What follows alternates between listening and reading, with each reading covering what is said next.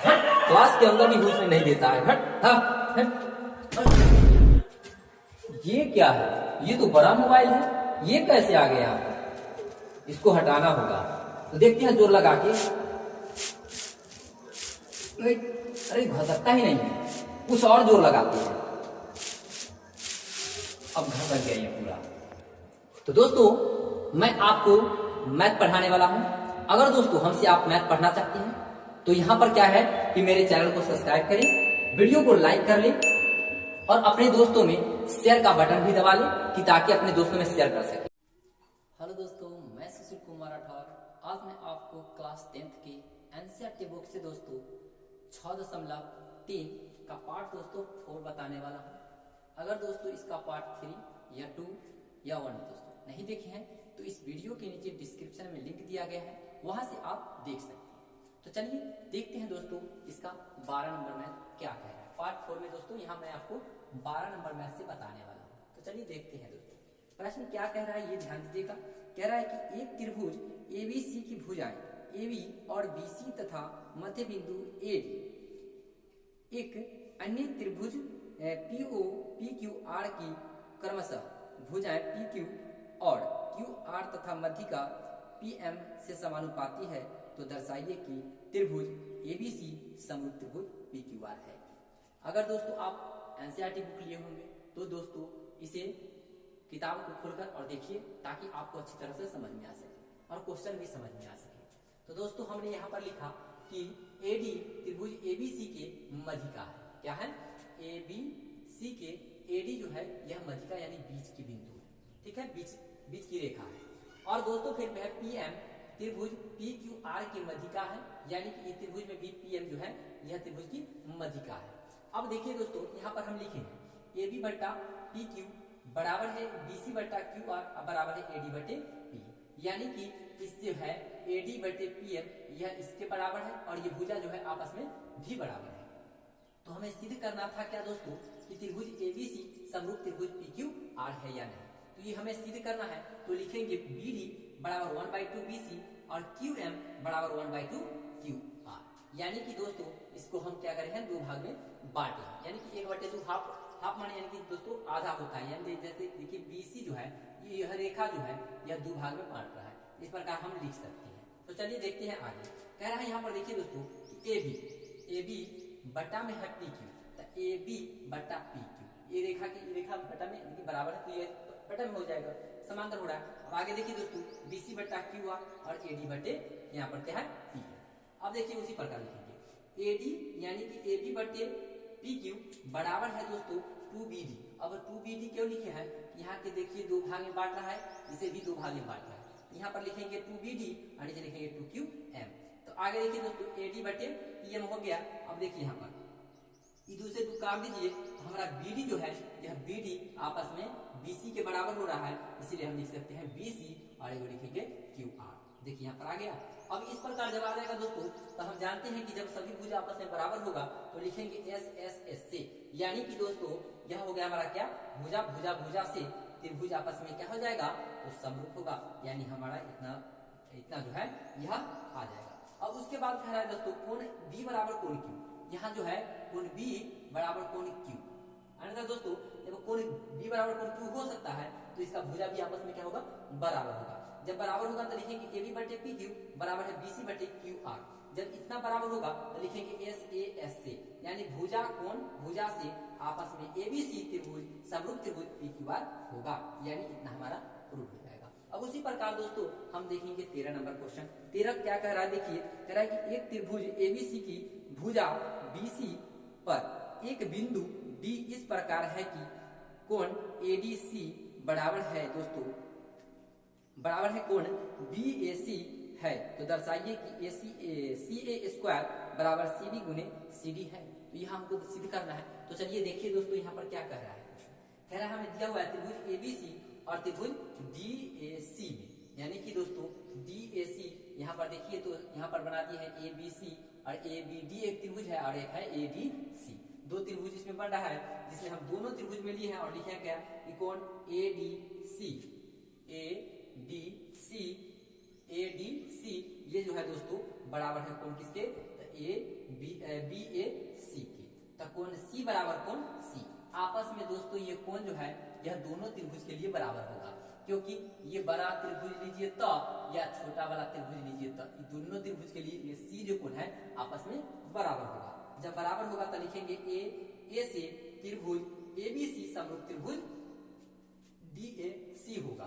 तो लिखेंगे जब दोस्तों जब बराबर जब त्रिभुज होगा समरूप होगा तो यह भुजा भी आपस में क्या हो जाएगा तो बराबर होगा। अब इससे हम क्या लिखेंगे कि CB बटा में CA बराबर है CA बटा में CD। अब क्रॉस गुना कीजिए इसको। अब गुना कैसे कीजिएगा तो ध्यान दीजिए, यहाँ पर कीजिए गुना, इसमें कीजिएगा करेंगे तो दोनों मिल रहा है तो क्रॉस गुना तक इसमें हो जाएगा CA स्क्वायर बराबर इन दोनों को लिखेंगे तो CB गुने CD। हमें इतना ही प्रूव करना था, यहाँ इतना प्रूव हो गया, तो यह हमारा आंसर इतना आ जाता है। आगे देखिए दोस्तों 14 नंबर प्रश्न क्या कह रहा है। 14 नंबर कह रहा है कि एक त्रिभुज ABC की भुजा AB और कह रहा है कि AC तथा मध्यिका AD एक अन्य त्रिभुज का भुजा PQ और PR तथा मध्यिका PM के क्रमशः समानुपाती है, तो दर्शाइए त्रिभुज ABC समरूप त्रिभुज PQR है या नहीं। तो कैसे है और कैसे नहीं चलिए देखते हैं हम यहाँ पर दोस्तों। लिखेंगे AD त्रिभुज ABC की मध्यिका है, यह मध्यिका है जिस प्रकार हमने इसको समझे थे उसी प्रकार से यहाँ पर ये मैथ आ रहा है दोस्तों। चलिए देखिए सेम यही है जो हम 12 नंबर में समझे हैं, सेम उसी तरह इसको भी बनाना है, लेकिन इसमें सिद्ध करना था क्या था त्रिभुज, इसमें भी सिद्ध करना था और इसमें भी त्रिभुज सिद्ध करना है। तो चलिए आइए देखिए, इसका भी मध्यिका सेम है और सेम इसका भी मध्यिका PM जो है यह क्या है त्रिभुज PQR का मध्यिका बना रहा है, तो ये बन गया मध्यिका। तो दोनों बात तो यहाँ आप समझ रहे हैं इतना बात। चलिए तो देखिए दोस्तों यहाँ पर क्या होगा कि जब ये आपस में क्या होंगे, जब मध्यिका जब मध्यिका हो जाएंगे तो आपस में क्या होगा, भुजा जो है यह एक दूसरे के बटा में यानी बराबर हो जाएगा। और जब बराबर होगा दोस्तों तो हम लिख सकते हैं यहाँ पर कि BD बटे QM और 2BD बटे 2QM, क्योंकि यहाँ पर दोस्तों इसको दो भाग में बांटता है तो हम 2 लिख सकते हैं और यहाँ पर लिखेंगे क्या कि 2 से 2 कट जाएगा तो BD यानी कि ये जो दोनों है इसके बराबर है यानी कि बीच की दूरी बराबर है, तो लिख सकते हैं BC। तो यहाँ पर देखिए जब दोनों आ जाएगा तो BC और बटा में QM आएगा और ये जो है ये हमारा हो जाएगा। अब जैसे कि मान लीजिए कि हमारा इतना आ गया तो हम लिख सकते हैं यहाँ पर क्या दोस्तों, तो ये हो जाएगा हमारा समीकरण 1 और दूसरा जब निकालेंगे तो लिखेंगे दोस्तों AM बटे PQ, यानी कि ध्यान दीजिए AM यानी कि दोस्तों यहाँ ध्यान दीजिएगा AM कह रहा है तो AM हमारा कहा तो ध्यान दीजिएगा AM, सॉरी दोस्तों यहाँ पर हो रहा है AM जो है यह AM नहीं होगा, ये PQ जो है PQ और ध्यान दीजिए PQ और AB होगा, यहाँ क्या होगा AB, क्या होगा दोस्तों AB, गौर से ध्यान दीजिएगा AB है तो AB हो जाएगा और बट्टा में PM, तो AB बट्टा में PQ आ गया बराबर AC, ध्यान दीजिएगा AC बट्टा में PR, तो यहाँ पर PR हो जाएगा और AD बट्टा, तो AD देखिए दोस्तों यहाँ पर AD बट्टा में हो जाएगा PM, यहाँ पर इतना आ गया समीकरण 2। अब इस प्रकार दोस्तों हम लिख सकते हैं जब समीकरण 1 और 2 हो गया तो समीकरण 1 और 2 से हम लेंगे, समीकरण 1 और 2 से जब लेते हैं तो क्या हमारा मिल रहा है तो देखिएगा हम यहाँ पर देखिए तो लिख रहे हैं AB बटे PM, तो AB बटे PQ तो आ रहा है, चलिए AC, अब AC बटे PR और यहाँ ध्यान दीजिएगा कि BC बटे QR, तो यहाँ ध्यान दीजिए BD AD बटे PM है, AD बटे PM, तो गौर से ध्यान दीजिएगा दोस्तों ये बीच का लंब है तो आपस में ये दोस्तों क्या होगा बराबर हो रहा है, तो लिखेंगे यहाँ पर हम क्या BC बटे में BQR, BC बटे QR। इस प्रकार दोस्तों जब ये इस पर लंब होगा तो ये दो भाग में बांटेगा, जब दो बराबर भागों में बांटेगा तो कंफर्म है कि ये BC जो है यह BC या QR के बराबर होगा, तो यहाँ पर हम लिख सकते हैं इतना बराबर लिख सकते हैं क्या, अतः त्रिभुज ABC यह त्रिभुज क्या है तो त्रिभुज PQR के समरूप है, तो इतना हमारा ये प्रूफ हो जाता है 14 नंबर प्रश्न। अब देखिए दोस्तों इसी प्रकार हम देखेंगे क्या कि 15 नंबर प्रश्न क्या कह रहा है कि लंबाई 6 मीटर वाले एक ऊर्ध्वाधर स्तंभ की भूमि पर छाया की लंबाई 4 मीटर है, जबकि उसी समय एक मीनार की छाया की लंबाई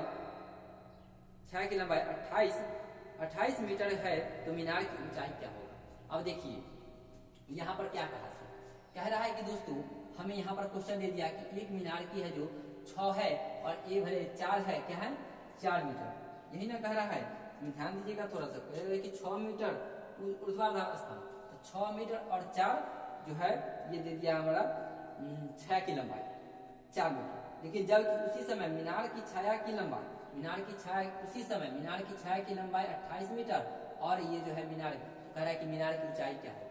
मीनार की छाया की ऊंचाई लंबाई दे दिया है और कह रहा है हमें कहते हैं मीनार की लंबाई ज्ञात करें। कहते इसको हम x मान लिए हैं। तो चलिए आइए देखते हैं। हमें ए बी दे दिया है कितना 6 मीटर और डी एफ गौर से ध्यान दीजिएगा हमें दिया है कितना 28।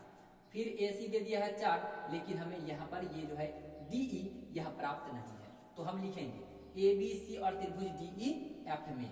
तो लिखेंगे कोण ए बराबर कोण डी बराबर 90 डिग्री। ये दोनों जो है कोण 90 डिग्री बना रहा है, इसे लिखेंगे कोण सी बराबर कोण एफ। कोण सी बराबर कोण एफ आपस में क्या हो रहा है, बराबर हो रहा है। तो दोस्तों लिखेंगे त्रिभुज ए बी सी समरूप त्रिभुज डी ई एफ। यानी कि जब कोण और भुजा आपस में बराबर हो, यह क्या हो जाएगा दोस्तों, जब कोण आपस में बराबर हो तो यह ए ए यानी कि कोण से त्रिभुज आपस में क्या हो जाएगा, समरूप होगा। और जब समरूप होगा तो लिखेंगे भुजा यानी ए बी बटे डी ई, ए बी बटे डी ई बराबर है ए सी। ध्यान दीजिएगा ए सी बटे में क्या हो जाएगा डी एफ। डी एफ आ गया। अब इसको रख दीजिए गुना में, बटा में रख दीजिए। तो 6 ए बी की जगह पर 6 और डी की जगह पर x, इसको रख दिए। काट दिए 7 चौक 28। अब इसको क्रॉस गुना कर दिए 7 छक 42 यानी कि x के मान आ गया हमें कितना 42 मीटर। यानी कि दोस्तों इसका मान जो है सिर्फ 42 मीटर हमें आ गया, यानी 42 मीटर आंसर हो गया। तो यह हमारा मीनार की ऊंचाई क्या हो जाएगा, तो 42 मीटर आएगा। अब उसी प्रकार देखेंगे दोस्तों इस अभ्यास का आखिरी प्रश्न 16 नंबर का है। यह क्या कह रहा है देखिए, एडी और पीएम त्रिभुजों एबीसी और पीक्यूआर की क्रमशः मध्यिकाएं हैं, जबकि त्रिभुज एबीसी और समरूप त्रिभुज पीक्यूआर है। तो सिद्ध कीजिए कि एबी बटा में पीक्यू बराबर एडी बटा पीएम है या नहीं। ये बताना है दोस्तों, दर्शाना है। तो चलिए देखिए यहाँ पर लिखे हम दोस्तों क्या लिखे हैं कि दिया गया है कि एडी और त्रिभुज पीएम, त्रिभुज जो है एबीसी और त्रिभुज पीक्यूआर की मध्यिका है। क्या है दोस्तों, मध्यिका। तो देखिए यहाँ पर मध्यिका माने कि बीच की रेखा यह बना रहा है, मध्यिका बीच में त्रिभुज के। तो अब लिखेंगे दोस्तों हमें सिद्ध करना है हमें कितना कि ए बी बटे पी क्यू बराबर है एडी बटे पीएम। तो लिखेंगे दोस्तों यहाँ से ध्यान दीजिएगा त्रिभुज ए बी डी और त्रिभुज पी क्यू एम में कोण बी बराबर कोण क्यू, कोण बी बराबर है दोस्तों कोण क्यू, आपस में क्या है तो बराबर हो रहा है कोण। तो चलिए देखिए लिखेंगे यहाँ पर ए बी बटे पी क्यू, ए बी बटे पी क्यू, ये तो लिख लिए। बराबर में दोस्तों लिखेंगे 1/2 माइनस है लिखेंगे 1/2 BC। अब 1/2 BC यानी कि इसको 2 भाग में बांटता है 1/2 BC। और दोस्तों यहाँ पर लिखेंगे 1/2 QR, यहाँ पर बराबर होना चाहिए, ये बराबर है। अब चलिए देखिए ई से कट रहा है, यहाँ तो ये दोनों से कट जाएगा ना, 1/2 से 1/2 कट जाएगा और कटेगा तो दोस्तों यहाँ क्या बचेगा ए बी बटे पी क्यू, तो हमारा है। अब यहाँ क्या था BC, तो BC को जब 1/2 आधा हाफ में बांटेंगे दोस्तों तो हमें क्या आ रहा है, हाफ बांटिए तो देखिए यहाँ BD आएगा, एगो तो आएगा ना BD यानी चल में आएगा क्या QM, तो QM आ रहा था देखिए यहाँ लिखा रहा है इतना गया। अब लिखेंगे SAS यानी कि भुजा कोण भुजा से। अब चलिए यहाँ पर लिखिए तो त्रिभुज लिखेंगे ABD समरूप त्रिभुज PQM, क्या है तो PQM यानी कि दोस्तों भुजा आपस में क्या होगा बराबर, यानी AB बटे PQ बराबर है QD बटे BD बटे QM और बराबर है AD बटे PM, यानी कि यह जो है आपस में एक दूसरे के जो है से बराबर हो रहा है। और जब बराबर होगा दोस्तों तो हम लिख सकते हैं AB बटे PQ और बराबर है दोस्तों AD बटे PM, यानी यह हमारा इतना प्रूव हो जाएगा। तो इस प्रकार दोस्तों हम मैथ को बनाएंगे और सीखेंगे। दोस्तों बनाना आसान है, सीखना आसान है, लेकिन दोस्तों समझना ये आसान नहीं, जिसको समझना जरूरी है। अगर बना लेते हैं आप और समझते नहीं हैं तो कंफर्म है कि आपको मैथ ये सीखना बहुत ही मुश्किल हो जाएगी। तो दोस्तों आप ज्यादा से ज्यादा समझने की कोशिश करिए ताकि आपको अच्छी तरह से समझ में आ सके। तो दोस्तों तो फिर मिलते हैं नेक्स्ट वीडियो में।